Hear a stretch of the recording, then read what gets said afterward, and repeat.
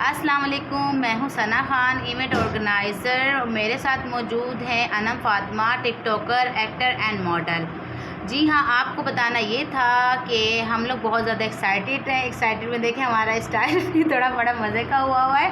और हम लोग जा रहे हैं 28 सितंबर बाबर हैंडीक्राफ्टर की कवाली में। जी हाँ, बाबर रशीद को आप लोगों ने सपोर्ट करना है और उसकी कवाली को आप लोगों ने ही सजाना है।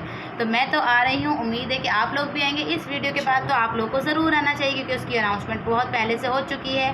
तो मैं तो आ रही हूँ 28 सितंबर ब्लूमिंग गार्डन। बहुत ज़बरदस्त ऑर्गेनाइज़ किया गया प्रोग्राम जिसे आप लोगों ने मिस नहीं करना। आप लोग आ रहे हैं 28 तारीख को, मेरी मुलाकात हो रही है आपसे कवाली पे। Best of luck Babar. आज बहुत अच्छी मीटिंग थी माशाल्लाह। अल्लाह ताला बहुत खुशियाँ दे, बहुत इज्जत से नवाजे। Best of luck. Best of luck. नियत सान मंजर आसान इंशाल्लाह बहुत Best अच्छी of कवाली luck. सजने वाली है। फ्राम मिस सना मत फ्राम कीजिएगा। Bye bye.